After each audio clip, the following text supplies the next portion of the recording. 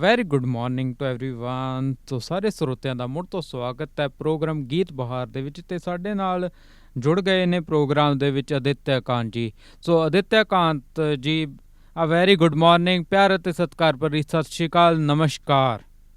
Good morning Jasprit जी, नमस्कार सभी श्रोताओं को मेरी तरफ से and thank you very much, आपने मुझे इस प्रोग्राम में बुलाया। जी मुझे जी बहुत सर। अच्छा लगा and I am just hope कि आपको सबको ये इंटरेस्टिंग लगे। जी बिल्कुल जी, हमारी भी यही कोशिश रहती है कि हम ज़्यादा से ज़्यादा अच्छी क्वालिटी है, जो अच्छी बातचीत है वही लोगों तक पहुंचाएं। तो क्या हालचाल चल रहे हैं आपके, ज़िंदगी किस प्रकार चल रही है? बहुत बढ़िया जसप्रीत जी, अभी मेरी हाल ही में ये बुक रिलीज हुई है और इसके बाद अभी तक बहुत ही अच्छा रिस्पांस आ रहा है, जी तो काफी अच्छा लग रहा है। हालांकि शुरू में काफी दिक्कतें भी आई इसको लिखने में, लेकिन अभी जिस तरह से लोगों ने इसको रिसीव किया है और जिस तरह का रिस्पांस दे रहे हैं वो बहुत ही सेटिस्फाइंग है और अच्छा लग रहा है कि एटलीस्ट चलो जो आपने इतने एफर्ट्स किए उनका एक पॉजिटिव रिजल्ट सामने आया है, विच जी इज ए गुड बिल्कुल थिंग।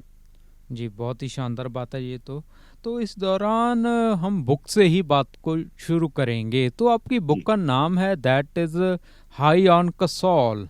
सो बहुत हाँ ही जी। इंटरेस्टिंग नेम है, तो मैं इस नाम से ही शुरुआत करूँगा। सो ऐसे कौन से मुद्दे आपने इसमें छेड़ दिए, या क्या बातचीत रखी कि आपको ऐसा नाम रखना पड़ा? हाँ जी जसप्रीत, ये मैं आपको बताऊं कि कसौल एक बहुत ही यंगस्टर्स में और अदरवाइज आल्सो एक टूरिज्म मैप पे काफी टाइम से उभर के आ चुका है ये, जी जी और बिल्कुल लोगों जी। को इस जगह को लेके तरह तरह की एक वो जिज्ञासा, जो क्यूरोसिटी भी रही है टाइम टू टाइम। जी और पिछले कुछ सालों में खासकर यंगस्टर्स, वो चाहे पंजाब से हैं या बाकी स्टेट से हैं, सब लोग इस तरफ जाते हैं वहां पे, और अलग अलग रीजंस हैं कसोल के लिए। एक तो Kasol valley, it's in Parvati के नदी के बिल्कुल जी साथ में है, और वहां पे जो एक प्राइम रीजन पहले रहा है कि वहां पे फॉरेनर्स आके भी रहा करते थे एक टाइम में। और जी इसके ऊपर एक मलाना गांव है जिसकी एक अपनी हिस्ट्री है, और वहाँ एक टाइम में ये, और अभी भी खैर काफी है, एक वर्ल्ड क्लास हैश वहाँ पे ग्रो की जाती थी, कैनाबिस प्रोडक्शन। जी और जिसको कहा जाता था कि ये मैजिक क्रीम है और जो बहुत ही हाई क्वालिटी की है, जिसका कोई मैच नहीं। तो बाहर से टूरिस्ट में और इवन ये जो हमारे फॉरेनर्स हैं उनमें काफी क्यूरोसिटी रही है इस एरिया को जान के। जी लेकिन इसकी जो पुरानी जो ये एक आइडेंटिटी है, इसकी वजह से वहाँ के जो लोकल्स हैं, जो वहाँ के नेटिव्स हैं, जो कसौल में रहते हैं, उनके आसपास एरियाज में रहते हैं, उनको किस तरह के कन्फ्लिक्ट झेलने पड़ते हैं। क्योंकि जी एक आइडेंटिटी जो बाहर के लोगों के लिए एक मेन जो इम्प्रेशन बन जाता है वो ये बन जाता है कि वहां पे सिर्फ ये एक हाई क्वालिटी हैश की वजह से ही सबका जीवन निर्वाह हो रहा है जी या बिल्कुल सर्वाइवल हो सर, रहा मेरे जैसे बंदे के दिमाग में भी अक्सर ऐसी बातें आ जाती हैं, हालांकि है। हम हाँ यही हाँ सोचते हैं जी। हम तो फिर भी हाँ कि हाँ हाँ। जी क्योंकि वो प्रोजेक्शन उसकी उस तरह से हुई है। तो जी मेरा, हालांकि मेरी ये जो कहानी है इसका नाम हाई ऑन कसोल इसलिए भी रखा है क्योंकि ये I have played with the words इसमें ना। एक जी हाई तो हमारी लाइफ में तरह तरह के हाई होते हैं, और हर डेफिनेटली आदमी सर। का हाई का एक अलग मीनिंग होता है उसके जी लिए। तो ऑब्वियसली एक तो जो आज की तारीख में हमारे लिए एक बर्निंग इशू है और जो एक बहुत बड़ी समस्या है, नशे की, जी इसको लेके ऑलमोस्ट पूरी कंट्री और ज्यादातर स्टेट्स ही उससे डील कर रहे हैं, जूझ रहे हैं उससे। जी बिल्कुल और सर। खासकर यंगस्टर्स को लेके एक ये बहुत बड़ा चैलेंज है कि हम यंगस्टर्स को इससे दूर रख पाएं। तो जी एक तो इसका पर्पस मेरा ये हाई ऑन कसोल का उसके साथ लिंक करना था। दूसरा, जी कसौल में बहुत सारे और भी, जैसे वहां पे टूरिज्म के लिए वो काफी मशहूर है, अभी वहाँ ट्रैकिंग होते हैं, बहुत सारे फॉरेनर्स वहां जाते हैं, और कुछ ट्रैक्स भी हैं। तो जी हाई का लिटरल मीनिंग भी एक उसमें आ जाता है कि कुछ लोग उसको दूसरे हाई की तरफ से भी देख सकते हैं। बिल्कुल सर, डेफिनेटली। तो मेनली इसका पर्पस मेरा यही था कि मैं इसको कुछ ऐसा वर्ड रखूं जो थोड़ा अट्रैक्टिव तो हो ही, और उसके साथ साथ एक थोड़ा सा क्यूरोसिटी भी जनरेट करे बिल्कुल सर। पोटेंशियल रीडर्स के लिए या लोगों के लिए। जी जी हाँ जी। बिल्कुल सर। तो इस दौरान आपने दिक्कतों की भी बात की, तो हम भी वो जानना चाहेंगे क्या क्या मुश्किलें आई, और ख़ासकर अगर इस बुक की बात करें तो ये बुक बेसिकली इसका कंटेंट है जो वो हम्म। अपने ऐसे की फॉर्म में लिखा है, या किस टाइप से है, और ख़ासकर फिक्शन कहेंगे इसे हम, या कुछ रियलिटी भी है इसमें? हाँ जी जसप्रीत, मैं इसका ये बताऊंगा, ये आउट एंड आउट एक मर्डर मिस्ट्री है। और ये जी, किसी भी कॉमन रीडर के लिए, मतलब मेरा एक पर्पस ये था कि बहुत जरूरी होता है कि हम कभी भी कोई मैसेज अगर किसी को देना चाहते हैं, तो अगर वो इंटरेस्टिंग वे में एक स्टोरी की फॉर्म में दिया जाए तो मुझे हमेशा लगता है कि वो ज्यादा इफेक्टिव रहता है। जी, अगर हम किसी को एक वो जो होते हैं उपदेशात्मक ढंग से कहें कि ये ड्रग्स बहुत बुरी बात है, बच्चों को कहें ड्रग्स नहीं करना चाहिए, तो वो शायद उनमें, या इवन क्लासरूम में अगर हम टीचर्स बहुत सारी चीजें बताते हैं बच्चों बिल्कुल जी, को, बिल्कुल।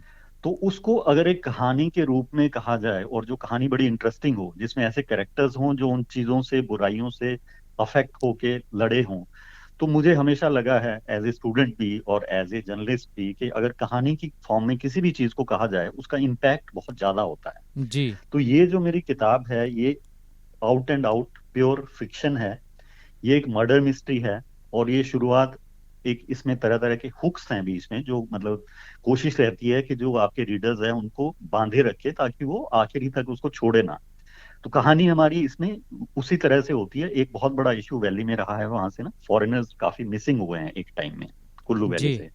और जिसके बारे में मैं दोबारा वही बात कहूंगा कि वो वहां भी एक अलग तरह से मिसकंसेप्शंस भी कह लो, या एक नोशन है कि उसमें ड्रग्स का ही इम्पोर्टेंट रोल रहा है, जो कि बिल्कुल कंप्लीटली, मतलब बिल्कुल सही तौर पे, मतलब सिर्फ एक रीजन यही नहीं है, उसके और भी रीजंस हैं फॉरेनर्स वहां से क्यों मिसिंग होते हैं। जी, तो मेरी ये जो किताब है, ये शुरुआत इसकी वैसे ही होती है कि एक वहां पे एस्पायरिंग राइटर है, जो वहां पे एक वेब सीरीज की, जिसको एक असाइनमेंट मिली है, वो अच्छा करना जी, चाह रहा है उसको लेके। जी, और वहां जाके वो, जहां जिस गेस्ट रूम में ठहरता है, वहां पे उसको कुछ क्लूज मिलते हैं कि एक इजरायली वुमेन है जो वहां से डिसअपियर हुई है। जी। तो कहानी हमारी बस वहीं से शुरू होती है, और ये जो अच्छा जी, ड्रग्स के बहुत ही इश्यूज हैं। इंटरेस्टिंग मटेरियल बता रहे हैं सर आप मुझे, तो मुझे बहुत क्यूरियोसिटी हो रही है इस बुक को पढ़ने की। हाँ हाँ जी, हाँ जी।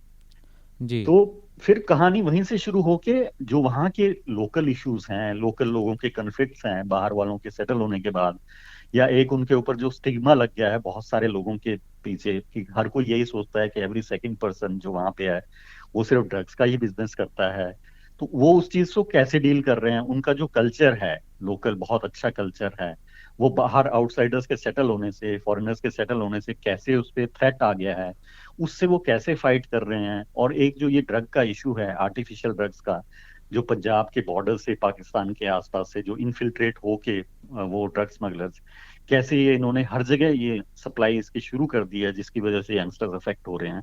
वो सारे इश्यूज इसमें फिर एक कहानी की फॉर्म में, प्लॉट्स और सब प्लॉट्स की फॉर्म में इसमें आने शुरू होते रहते हैं। जी, और फिर कहानी हमारी जुड़ती रहती है, और फाइनली इसमें हमने इसको बहुत ही पॉजिटिव नोट पे यानी इसको एंड किया है। ये दिखाया है कि कैसे कुछ यंगस्टर्स, वो एक कोई दिल्ली के हैं या कुछ और जगह के हैं, वो कैसे एंट्रैप हो जाते हैं, आउट ऑफ क्यूरोसिटी कह लो, या एडवेंचरिज्म, या एक्सपेरिमेंट करना चाहते हैं, तो उसमें वो ट्रैप होते हैं, लेकिन वो अपनी डिटर्मिनेशन के साथ जी। और अपनी विल पावर के साथ अपने आप भी उस ड्रग से, एडिक्शन से खुद भी बाहर निकलते हैं, और वो ड्रग रैकेट, एक बहुत बड़ा ड्रग रैकेट और नेक्सस को बस्ट करते हैं। अच्छा जी, तो इसमें एक बहुत ही सिंपल मैसेज है कि जी, हम कोई भी बड़ी, वेदर इट्स डी एडिक्शन, ये एडिक्शन की बात कर लें, ड्रग्स की बात कर लें, समाज की हमारी ये जो बड़ी बड़ी बुराइयां हैं, जिनको लेके कई बार हम गिव अप कर देते हैं, या यंगस्टर्स या कुछ फैमिलीज में सोचते हैं कि अब कुछ नहीं हो पाएगा, जी, तो उसके अगेंस्ट ये स्ट्रॉन्ग मैसेज देती है कि अगर सब लोग मिल के इकट्ठे हो जाएं, खासकर यंगस्टर्स हैं वो स्ट्रांगली डिटर्मिन्ड हो जाएं, तो हम इस मीनस को बड़े आराम से, इसका मुकाबला ही नहीं कर सकते, हम एक एग्जाम्पल भी सेट कर सकते हैं। जी, तो लेकिन ये सारी कहानी एक प्योर फिक्शन की फॉर्म में, और एक बहुत ही मिस्ट्री को बिल्ड करते हुए उस तरह से कही है कि इंटरेस्ट बना रहे, और जी, साथ में इम्पैक्टफुल भी ज्यादा हो। जी तो सर। मुझे सिर्फ इस बात की खुशी है कि अभी तक लोगों ने इसको अच्छे से रिसीव किया और रिस्पॉन्स अच्छे मिले, तो विच जी, इज वेरी एनकरेजिंग मेरे लिए जी, है अभी तक। बहुत ही अच्छी बात है ये तो इस दौरान मतलब मैं आपकी जो लाइफ है, आप जर्नलिस्ट हो, तो हाँ बीइंग अ जर्नलिस्ट आपने एक क्रिएटिव बुक लिखी है, तो ये कितना चैलेंज रहा? क्योंकि जर्नलिज्म, क्योंकि मैं खुद भी जर्नलिस्ट हूँ और हाँ जर्नलिज्म जी। का स्टूडेंट भी हूँ, और हाँ उधर का लिखना बिल्कुल अलग होता है, और मैंने लिटरेचर भी पढ़ा है, लिटरेचर में अलग से आ जाती है चीज़ें। तो बिल्कुल। आपने ये कॉम्बिनेशन कैसे सेट किया सर, जो बैलेंस ये बनाना आपका होता है बहुत दोनों चीज़ों अच्छा, में? मैं बहुत, आई एम ग्लैड ये आपने ये अच्छा सवाल पूछा है, जी, बिकॉज मुझे ये जी, लगता है शुक्रिया। कि आगे जो भी कोई लिखने जो कोई भी जर्नलिस्ट अगर ये लिखता है, मुझे पूरा यकीन है कि वो इस चीज से गुजरा होगा। जी बिकॉज बिल्कुल दोनों जी। चीजों को इनिशियली जो एक बैलेंस स्ट्राइक करना होता है, जो एक बहुत अपने आप में बहुत ही बड़ा चैलेंज होता है। बिल्कुल क्योंकि सर। आप जर्नलिस्ट हैं, आपको भी मालूम है कि अगर हम कोई चीज रिपोर्ट करते हैं, उसमें हमारा जो बेसिक कॉन्सेप्ट जो जर्नलिज्म का सिखाया जाता है रिपोर्टर के लिए, वो है कि आप फैक्ट्स को रिपोर्ट करो बिल्कुल सर। और बिल्कुल फैक्ट्स को एज इट इज रिपोर्ट करो। जो जी आप सर। देख रहे हो वो आपने रिपोर्ट करना है, उसमें बिल्कुल वो जो कहते हैं ना कि वो मिर्च मसाला या फिर वो उसको एग्जाजरेट नहीं करना है आपने किसी जी तरह जी से। जी बिल्कुल sir. On the other hand, जो हम फिक्शन लिखते हैं उसमें ये बहुत बड़े, मेरे ख्याल से राइटर के लिए एक बहुत इंपॉर्टेंट चीज होती है कि वो उस चीज को ड्रामेटाइज करे, उसमें इंटरेस्ट जनरेट करे, और ताकि रीडर को लगे कि कुछ लार्जर देन लाइफ या कुछ बहुत ही इंटरेस्टिंग उसको मिल रहा है। बेसिकली हम ग्लोरीफाई करते हैं। बिल्कुल सर। तो ये शुरू में मुझे चैलेंज आया इसको लेके, बिकॉज आप डे टू डे में काम भी कर रहे हैं, आप जर्नलिस्ट का, आप न्यूज से भी डील कर रहे हैं, सब कुछ कर रहे हैं, न्यूज़पेपर्स ज्यादातर पढ़ रहे हैं, लिटरेचर आप उतना नहीं पढ़ पाते हैं जितना आप पढ़ना बिल्कुल चाहते सर। हैं। तो उसमें ये चैलेंज इनिशियली मुझे काफी ज्यादा चैलेंज आया, और मैं शायद आपको बताऊं कि मुझे ऑलमोस्ट 4 साढ़े 4 साल लग गए इसको कंप्लीट करने में। जी वाकई तो में लंबा टाइम लग गया मतलब। हाँ, जो वैसे लगना नहीं चाहिए, बट बिकॉज जी। क्योंकि आप फुल टाइम एक जर्नलिस्ट भी हो और साथ में ये कर रहे हो, तो इसलिए शायद वो ज्यादा टाइम लग गया। जी बिल्कुल जी। और जब आप लिखते हो तो ये जरूरी होता है कि आप थोड़ा पीसफुल एटमोसफेयर चाहते हो, जो आपको एज ए जर्नलिस्ट तो नहीं मिल सकता दिन में या जी। वैसे भी। तो इसके लिए मुझे एक थोड़ा सा टाइम फिक्स करना पड़ा। मैं सुबह जल्दी उठ के अराउंड 1 डेढ़ घंटा 2 घंटे लिखने की कोशिश करता था, और ट्राई करता था कि रोज एक फिक्स वो रखूं कि 1 या 2 चैप्टर्स या इतने वर्ड्स, अराउंड 1000 वर्ड्स तो मुझे लिखने ही। जी। लेकिन वो चैलेंज जो आपने बात कही कि वो एज ए जर्नलिस्ट और एज ए राइटर, वो हमेशा वो बीच में क्लैश होता रहता था। तुम्हें जी कई बार लगता था कि तुम ये तो न्यूज रिपोर्ट की तरह लिखा जा रहा है, इसको तो चेंज करके लिखना चाहिए। बिल्कुल सर। तो तो फिर पेज फाड़ के इनिशियली, आप दोबारा भी शुरू करते होंगे कई बार। बिल्कुल बिल्कुल, मैं आपको यही बताना चाह रहा था कि जी। मैंने जब ये शुरू की 4 साल पहले, तो अराउंड मैंने, ये मानिए कि अराउंड 20,000 वर्ड्स मैंने लिखे। अच्छा जी। उसके बाद फिर मुझे ये लगा कि ये 20,000 वर्ड्स तो कुछ, मतलब दे आर रीडिंग लाइक वो एक न्यूज़पेपर की रिपोर्ट की तरह पढ़ रहे हैं, और मुझे जी। लगा कि मजा नहीं आ रहा है कुछ। जी। और उसके बाद फिर मैंने क्या किया कि वो 20,000 वर्ड्स छोड़ दिए अच्छा और जी। 1 महीने की ब्रेक ली। फिर मैंने अगेन थोड़ा लिटरेचर पढ़ा, अपने माइंड को थोड़ा चेंज करने की कोशिश की। उसके बाद आई स्टार्टेड अफ्रेश, और मैंने ये दोबारा से लिखा। वो 20,000 वर्ड्स मेरे पास अभी भी पड़े हैं, जो मैं एक प्लान कर रहा हूँ इसकी एक प्रीक्वल लिखने की, जो मुझे लग रहा है कि मैं उस कंटेंट को वहां यूज कर पाऊंगा। तो ये जो चैलेंज की आप बात कर रहे हैं, ये बड़ा है चैलेंज, मतलब ऐसा नहीं है, बट फिर भी मैं यही कहूंगा कि बहुत असंभव या इम्पॉसिबल भी नहीं है। इसको ओवरकम करना के लिए आपको अलग अलग तरह के वो मेथड्स या जरिए अपनाने पड़ेंगे, जो आप कर सकते हैं। मतलब इसमें जी। आपका डिसिप्लिन बहुत जरूरी है, और आपको कंसिस्टेंट रहना पड़ेगा। जी ये इंपॉर्टेंट चीजें हैं। तो ये तो चैलेंज ओवरकम करना एक अपने आप में एक बड़ा वो साइकोलॉजिकल मेरे लिए एक वॉर की तरह था, जो मैंने ओवरकम कर पाया मैं। तो जो जी। बाद में काम आया मेरे। जी सर। तो इसी दौरान आपने बताया कि आपको 4.5 साल का लंबा टाइम लग गया इसको लिखने में। तो अगर हम्म। आज के तेज़ ज़माने की बात करें तो आज तो सब कुछ बहुत फास्ट है, क्विक है। आज का बिल्कुल। तो हम ये कह सकते हैं कि जो जो चीज़ हम आज सोच रहे हैं वो 1 महीने बाद नहीं होती। तो बिल्कुल। 4.5 साल में आपके कितने कितने थॉट्स चेंज भी हो गए होंगे। आप कोई चीज़ आप नहीं ऐड करते होंगे, तो वो जर्नी कैसे रही 4.5 सालों हाँ में जो बिल्कुल। कंसेप्ट था आपका, वो कैसे हाँ मॉडिफाई होता रहा। हाँ, इसमें मैं आपको ये मैं वही कहूंगा, अच्छा सवाल है। फिर से इसमें एक चीज है कि ये जो बेसिक कॉन्सेप्ट था मेरा, उसमें मैं बिल्कुल क्लियर था कि जो इसका कोर कॉन्सेप्ट है किताब जी। का, उसके बारे में मुझे बिल्कुल डाउट नहीं था कि उसमें तो कोई चेंज होने का सवाल नहीं था। लेकिन जब आप चैप्टर टू चैप्टर लिखते हैं, आपको बहुत सारी चीजें लगती हैं कि नहीं, जैसे ट्रेंड चेंज हो जाते हैं, या जैसे इसमें एक इंसिडेंट है, मैं आपको मेंशन करूंगा कि एक कोई स्टूडेंट है कोई दिल्ली की, वो वहां पे आके ट्रैकिंग कैंप के लिए लगाया हुआ है, और उसने, और वो एक सुबह के टाइम में एक नदी के किनारे जाके एक सेल्फी खींचने जा रही है। जी। तो ये एक सीक्वेंस थी जो मुझे स्ट्राइक की बाद में, कि पिछले 4 5 साल पहले अगर आप न्यूज़पेपर्स ध्यान से पढ़ते हैं कुल्लू में, तो वहां पे काफी इंसिडेंट्स हुए हैं जहाँ पे लोग नदी के किनारे सेल्फी खींचने के लिए गए, उनका पैर फिसल गया और उनका जी। एक्सीडेंटल डेथ हो गई। जी। तो इस तरह के जो इंसिडेंट्स हैं वो मैं टाइम टू टाइम मुझे लगा कि मेरी स्टोरी में विविन हो सकते हैं, जिनको जी। मैंने फिक्शनलाइज फॉर्म में यूज किया है। तो वो 4 साल का एक तरफ अगर मैं एडवांटेज की बात कहूँ, ये रहा कि एडवांटेज के मुझे बहुत ही एक वो एक्सट्रीम लेवल पे रिसर्च करने का मौका मिल गया, और मुझे रिवाइज करने का मौका मिल गया। इसको मैं बार बार रिवाइज करता रहा चैप्टर्स, और जो आप बात कह रहे हैं मैंने बहुत सारी एडिशंस की हैं, क्योंकि मैंने इसका जो रफ ड्राफ्ट है जो बुक का वो ऑलमोस्ट डेढ़ डेढ़ साल पहले या 2 साल पहले कंप्लीट कर लिया था। जी। उसके बाद मैंने 2 महीने का ब्रेक लिया, फिर मैं इसको रिवाइज करता था या पढ़ता था, या मेरे बहुत ही क्लोज जो मुझे लगता है फ्रेंड्स हैं या फैमिली मेंबर्स हैं उनको मैंने रफ ड्राफ्ट पढ़ने को दिया, उनके रिएक्शन लेना, सोचा कि उनको किस तरह की ये पसंद आ रही है कि नहीं आ रही है।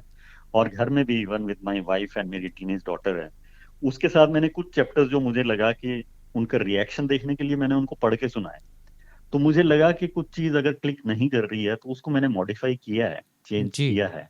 तो वो तो टाइम टू टाइम चेंज होती रहती है, और मुझे लगता है अगर मैं 1 साल और रुक जाता तो शायद मैं इसमें 20-30 और चेंजेस कर देता। जी। तो इट्स एन जी। ऑनगोइंग प्रोसेस, इसको आपको कहीं पे रोकना पड़ता है, आपको लगता है कि नहीं अब तो, बिकॉज आप परफेक्शन को ढूंढते हैं, परफेक्शन आपको 100% परफेक्शन कभी नहीं मिलेगी, जी। This is for sure. तो वो होता रहा है, वो चेंज उसमें एडिशंस होते रहे हैं, टाइम टू टाइम चलता रहा है, but after a point of time आपको लगता है कि नहीं आपको मूव ऑन करना पड़ेगा, अगला प्रोजेक्ट पे किसी पे काम करना है, कुछ और करना है, तो देन यू स्टॉप। आपको और आपको लगता है कि ये अच्छी, रीजनेबली अच्छी फॉर्म में आ गई है, और अब इसमें मतलब बहुत ज्यादा स्कोप नहीं है इम्प्रूव करने का, तो उसके जी। बाद फिर आप उसको छोड़ देते हो कि चलो ठीक है, वी शुड मूव ऑन। तो ये रहा है 4 साल में, इसमें काफी चेंजेस आए हैं इसमें बेसिक कंसेप्ट के अलावा, और काफी एडिशंस हुए हैं विच आई थिंक जिसने एनरिच किया है बुक की स्टोरी को भी और कुछ सीक्वेंसेस को भी। जी। जी। जी। जी, तो एक बुक की अगर बात करें तो बुक में बहुत सारे जो है एक प्रोसेस होता है, उसकी बेसिक राइटिंग से लेकर उसकी प्रूफ रीडिंग आती है, फिर हम उसका किसी न किसी अच्छे राइटर से या कई बार अक्सर एडिटर लेवल के किसी जर्नलिस्ट से जो है अक्सर उससे पढ़वाते हैं और उससे रिव्यू लिखवाते हैं। तो ये सारा प्रोसेस कैसे रहा, क्योंकि आप तो एक खुद सीनियर जर्नलिस्ट थे, तो इस बिल्कुल दौरान बिल्कुल। फिर आप कैसे आपने जो है मेंटेन किया उन सारी चीज़ों को? हाँ, ये इसमें मैं जैसे मैं पहले बता रहा था कि पहले तो हमने डिसएडवांटेज की बात की कि एज ए जर्नलिस्ट मुझे डिसएडवांटेज क्या रहा, जो जी। कि फिक्शन लिखने में रहा। लेकिन जो आपका जो अब ये जो सवाल है, ये इसमें मुझे बहुत एडवांटेजेस रहे, इसके आंसर मैं जी, ये कहूंगा that's being a really good. Journalist. तो उसमें सबसे बड़ा फायदा ये रहा कि मुझे किसी से इसको रीराइट नहीं करवानी पड़ी, और जी। मैंने खुद लिखी, लेकिन फिर भी मैंने एक प्रोफेशनल लोगों के टच में रहा। मेरे सीनियर जर्नलिस्ट मेरे दोस्त ही हैं जो मेरे साथ, जिन्होंने जर्नलिज्म शुरू किया था, राजीव राजीव खन्ना, वो काफी जी। जी। जी। एक्सपीरियंस्ड हैं, तो हम बिल्कुल जी, आपस में वैसे रिनाउंड भी नेम है। नोट्स एक्सचेंज करते रहे हैं। तो मैं चैप्टर्स के अपने जो ड्राफ्ट हैं सेकंड ओपिनियन के लिए, या वो एक जो ब्रेनस्टॉर्मिंग होती है, तो मैं उनको अपने चैप्टर्स भेजा करता था, and we use to discuss के आपको ठीक लग रहा है कि नहीं लग रहा है। जी। और उसके बाद बाकी इसमें बहुत सारी कुछ फॉर्मेटिंग वगैरह होती है, जो बुक का एक प्रोसेस होता है पब्लिशिंग का। उस प्रोसेस में मैंने प्रोफेशनल पब्लिशिंग हाउसेस की भी हेल्प ली। लेकिन एज जी। ए जर्नलिस्ट मुझे एडवांटेज जो एक बेसिक स्ट्रक्चर को बनाने में जो चैलेंजेस आते हैं वो मैं इजीली ओवरकम कर पाया, because of my experience as a journalist. तो जी। उसमें मुझे बहुत ज्यादा काम नहीं करवाना पड़ा, जो शायद एक अदरवाइज एक नए राइटर को करना पड़े या जिससे डील करना पड़े। बट जी। आजकल नए राइटर्स के लिए ये है कि बहुत सारी ऑप्शंस अवेलेबल है, apart from traditional book houses तो होते ही हैं पब्लिशिंग हाउसेस, जिनमें जो फर्स्ट टाइम ऑथर्स तो शायद बहुत उनको एंटरटेन नहीं कर पाते हैं, अनलेस आप कोई बड़े सेलिब्रिटी हैं या कुछ हैं। बट अदरवाइज बहुत सारी ऑप्शंस हैं जहाँ पे आपको आप यूज कर सकते हो, सर्विसेज ले सकते हो प्रोफेशनल्स की, वेदर एडिटिंग करवानी है, इवन रीराइटिंग भी लोग करते हैं, और उसकी बुक फॉर्मेटिंग है या उसको पब्लिश करना है। तो अगर आप ऑनलाइन कोई भी एस्पायरिंग राइटर है वो ऑप्शंस एक्सप्लोर करना चाहे, तो उसके पास प्लेंटी ऑफ ऑप्शंस हैं जो शायद आज जी। से 5 साल पहले या 10 साल पहले नहीं थी। जी। बिल्कुल जी। हाँ जी। जी, तो इसी दौरान जब फिर आपकी बुक छपकर मार्केट में आ गई, सबके आपके रीडर्स के पास पहुंचने लगी, तो मैं रिस्पांस की बात भी जानना चाहूँगा, और ख़ास कर जो कसौल वैली है, जो एरिया जिसके बारे में आपने किताब लिखी, वहाँ के लोगों का किस तरह से अब तक आपको रिएक्शंस देखने को मिल रहा है? हाँ, ये मैं आप इसमें मैं एक चीज जो इम्पोर्टेंट बात है वो मैं बताना चाहूँ कि जी, ज़रूर मैं जी। भी उसी एरिया से बिलोंग करता हूँ, not exactly from Kasol valley. अच्छा बट जी। कुल्लू मेरी नेटिव प्लेस है। मैं हालांकि मैं बचपन से या स्कूलिंग और कॉलेज के बाद, कॉलेज में शिमला से पढ़ने के बाद मैं प्रोफेशन जो इसकी नीड के लिए मैं बाहर आ गया था। आई स्टेड इन, मैंने दिल्ली में काम किया और almost for last about 25 years मैं बाहर ही रहा हूँ। लेकिन जी मैं वहाँ जाता रहता हूँ, मेरे पेरेंट्स वहीं हैं, मेरी फैमिली, ब्रदर्स और सब लोग वहीं हिमाचल में ही हैं। और अभी तक उनका रिएक्शन ज्यादातर, जिन लोगों से बुक रिलीज के बाद मैं खुद तो जा नहीं पाया, लेकिन जितना मुझे ऑनलाइन या फोन पे रिएक्शंस मिला है, बहुत ही अच्छे रिएक्शंस रहे हैं।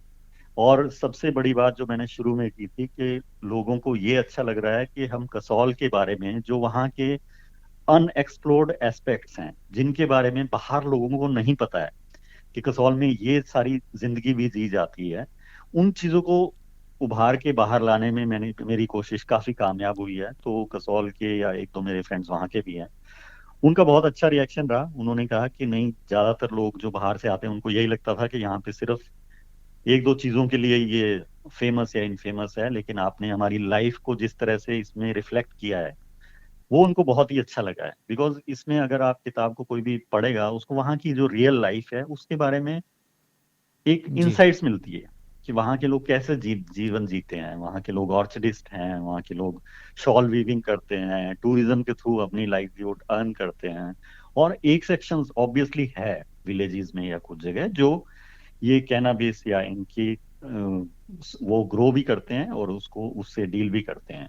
लेकिन उसका एक अलग पर्सपेक्टिव है, उनकी एक अलग लाइफस्टाइल है जो बहुत टाइम से चलता आ रहा है। तो उन सारी चीजों को मैंने एक बहुत ही पर्सपेक्टिव में कोशिश की है, जो बहुत लोगों को, वहाँ के लोगों को एटलीस्ट अभी तो बहुत ही अच्छा लगा है और बहुत ही जी पॉजिटिव रिएक्शंस आए हैं। जी। जी, हाँ तो जी। बहुत ही अच्छी बात है। तो इस दौरान आपने ये तो बता दिया कि आप कुल्लू से बिलोंग करते हो, तो मैं इसके हाँ साथ ही थोड़ा सा आपके परिवार के बारे में, आपकी पर्सनल लाइफ के बारे में, आपकी हॉबीज़ के बारे में भी जानना चाहूँगा। सो परिवार में कौन कौन है, और जब आदित्यकांत के पास थोड़ा समय फ्री होता है तो वो क्या करना पसंद करता है? हाँ, मेरी फैमिली में एक्चुअली मेरी वाइफ है और मेरी एक डॉटर है जो टीनेजर है।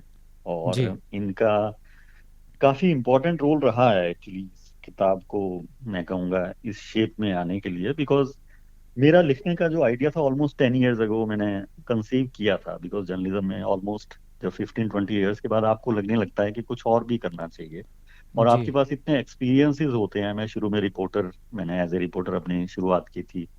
मैं क्राइम रिपोर्टर रहा हूँ और जी दिल्ली में मैंने काम किया है, मुझे काफी अच्छी असाइनमेंट्स मैंने कवर किए हैं। तो कई चीजें आपको बहुत सारी ऐसी लगती थी कि आप उनको एज ए जर्नलिस्ट या न्यूज रिपोर्ट या न्यूज़पेपर या किसी न्यूज मैगजीन में, बहुत सारे एक्सपीरियंसेस ऐसे हैं जो आप नहीं लिख पाएंगे, जी। क्योंकि उसके बहुत सारे रीजन हो सकते हैं। एज ए जर्नलिस्ट आपको भी पता होगा, कुछ लीगल इम्प्लीकेशंस हो सकती है, बिल्कुल सर। बहुत सारी चीजों में आपको सब्सटेंशिएट करने के लिए प्रूफ देने पड़ते हैं जो आप नहीं दे सकते होंगे। जी तो मुझे ऑलमोस्ट 10 साल से ये चीज लगती थी कि कुछ फिक्शन की फॉर्म में लिखा जाए, जहाँ पे आप अपने एक्सपीरियंसेस को यूज भी कर पाओ और उन चीजों या उन इंसिडेंट्स के बारे में भी मेंशन कर पाओ इन ए फॉर्म ऑफ फिक्शन, जो आप अदरवाइज कन्वे नहीं कर पाए जी एज ए जर्नलिस्ट। तो उसमें मैंने ये आइडियाज मैं डिस्कस करता रहता था वाइफ के साथ, या इवन मेरी डॉटर भी, शी वाज ग्रोइंग अप, वो अभी उस टाइम तो 6 या 7th में थी। जी तो आइडिया अच्छा लगा। फिर हम ये सोच रहे थे कि आइडिया क्या किया जाए। मैं अपने दोस्तों से भी, एक दो लोगों से भी डिस्कस किया, तो मुझे लगा कि वहाँ की, जहाँ मैं रहा हूँ, अपनी नेटिव प्लेस है, तो क्यों ना वहाँ के बारे में लिखा जाए, जहाँ के जी। बारे में बहुत लोगों को पता भी नहीं है। तो फैमिली से ये बात हुई, लेकिन वो आइडिया, जैसे एज ए जर्नलिस्ट आपको भी पता होगा, आप प्री ऑक्युपाइड इतना रहते हो कि इतना बिल्कुल इजी सर। नहीं होता है आपके लिए एक आइडिया को लेके उस पे जी काम करते रहना। बिल्कुल सर। तो मैंने एक दो चैप्टर्स लिखे और उसके बाद कुछ और इम्पोर्टेंट इवेंट्स जैसे जर्नलिज्म में होता रहता है, आई थिंक इलेक्शंस आ गए, असेंबली इलेक्शंस थे, तो उस बिल्कुल पे सर। आपका ध्यान दूसरी तरफ चला गया। जी बट इसमें मेरे वाइफ जो वैसे एक टीचर हैं या इवन डॉटर है, ये दे जी दे यूज टू प्रॉड मी, ये बार बार बोलते रहते थे कि क्या हुआ, किताब लिखना क्यों नहीं शुरू किया, इतना बड़ा एक्साइटेड होके आपने आइडिया डिस्कस किया है, तो अब क्या हो रहा है उसका। जी तो फिर तुम कई बार लेजी भी फील करते थे, या तुम करते थे कि नहीं मैं कल से शुरू करूंगा, जो एक जनरल आप में टेंडेंसी होती है पोस्टपोन करने की। जी but they used to be after me कि कब लिखोगे, ना कब लिखोगे। और इवन डॉटर, जब मैं पढ़ाई की बात हम कई बार आपस में मजाक में करते थे, मैं पूछता था क्या हो रहा है, तो वो जवाब भी मुझे बड़े एक टॉन्ट भी मार दिया करते थे कि जी चलो आपका क्या हो रहा है। आप भी तो किताब लिखने वाले थे। जी तो जी। विच इज एक मतलब वो एक हेल्दी से एटमोसफेयर में फिर आपको लगा कि शुरू करना चाहिए और आपने कर दिया। तो उनकी वजह से I think they have played a very important role in this. जैसे एक आपको फैमिली में एक एटमोसफेयर चाहिए होता है लिखने के लिए, आपको चाहिए होता है कि कोई आपको पुश करे। कई बार आप as a writer lazy feel करते हो, कई बार आप थोड़ा सा लिखना नहीं चाहते हो, आई थिंक बहुत बार ऐसा होता है। तो ऐसे में बहुत जरूरी होता है आज के जो आसपास लोग हैं वो आपको किसी तरह से मोटिवेट करते रहें, पुश करते रहें और बार बार बोलते रहें कि नहीं नहीं करना पड़ेगा। तो आई थिंक इसमें इनका बहुत इंपॉर्टेंट रोल रहा है। और जी जहां तक आप हॉबीज की बात कर रहे हैं, मुझे पढ़ने का ऑब्वियसली पढ़ने का शौक है। जी न्यूज़पेपर तो as a part of profession आपके हैं ही, बट मुझे जब भी टाइम मिलता है मैं अच्छा लिटरेचर पढ़ना पसंद करता हूँ। जी। मुझे मूवीज देखने का बहुत शौक है, और खासकर डिटेक्टिव और मिस्ट्रीज का मैं बहुत बड़ा वो वाह बचपन जी से ही वाह। मैं फैन रहा हूँ, जी जो इस किताब में भी रिफ्लेक्ट होता है। बिल्कुल और सर। थोड़ा बहुत मुझे एज ए एमेच्योर म्यूजिक का भी थोड़ा शौक है। मैं थोड़े बहुत म्यूजिक इंस्ट्रूमेंट कर लेता हूँ, थोड़े बहुत प्ले जब भी टाइम मिलता है। तो ऐसा है। और इसके बाद अभी अच्छा लग रहा है, हालांकि टाइम तो आपको बहुत ज्यादा नहीं मिल पाता इन सबको, पर जब भी आपको मौका मिलता है तो आप ट्राई करते हो। और मुझे ट्रैवलिंग का शौक है, जो बहुत ज्यादा मैं पूरा नहीं कर पाया, बट मेरा एक जी है बिल्कुल एम्बिशन है कि सर। मैं जैसे ही मुझे मौका मिलेगा मैं अच्छे से ट्रैवल कर पाऊँ। जी जी जी सर। हाँ तो जी। बहुत अच्छी हमारी बातचीत रही है, तो हम मैसेज के साथ बातचीत को ख़त्म तो करना चाहेंगे ही, पर उसके अलावा प्रोग्राम का नाम है गीत बहार। तो बातचीत के उससे पहले मैं आपसे एक गीत की फरमाइश भी लेना ज़रूर चाहूँगा, जो आप चाहोगे कि हम लिसनर्स के लिए ज़रूर चलाएं। जी हाँ कोई हाँ। भी गीत आप आप। कोई भी गाना आप सुनवा दीजिए जिसमें यूथ के लिए एक अच्छा सा मैसेज हो। जी और जी यूथ के लिए मेरा तो मैसेज यही है कि अपनी लाइफ हमें अपने ढंग से अच्छे ढंग से जीनी चाहिए, और फ्रीडम पूरा एंजॉय करना चाहिए। लेकिन उसमें हमें ये बहुत जरूरी है कि हम किसी ऐसी बुरी आदतों में ना फंस जाएं। और यंगस्टर्स जो हमारी एज होती है, एक बहुत ही वो वल्नरेबल एज होती है, खासकर टीनेजर्स की, जब आप हम अलग अलग तरह के एक्सपेरिमेंट करना चाहते हैं, एडवेंचर करना चाहते हैं। लेकिन उस टाइम में हम इन चीजों का ख्याल रखें कि ये हम जो एक बुरी लतें हैं, या जैसे ड्रग्स है या और तरह तरह के नशे आ गए हैं, और आजकल एक जो ऑनलाइन का नशा भी बच्चों में आ गया है, ऑनलाइन गेमिंग का, ये भी एक जी तरह की एडिक्शन है, हम इनसे दूर रह पाए। तो मेरे मैसेज यही है, और इसमें आप यंगस्टर्स के लिए कोई भी अच्छा सा गाना सुनवा दीजिए। जी जी ज़रूर सर, हम ये गाना ज़रूर प्ले करेंगे। तो बातचीत करने के लिए आदित्यकांत जी, रेडियो पंजाब टुडे के प्रोग्राम गीत बहार में जुड़ने के लिए आपका बहुत बहुत शुक्रिया जी। बहुत बहुत थैंक यू। धन्यवाद। Thank you so much Jaspreet, आपसे बात करके बहुत ही अच्छा लगा। थैंक जी यू जी सो जी। मच।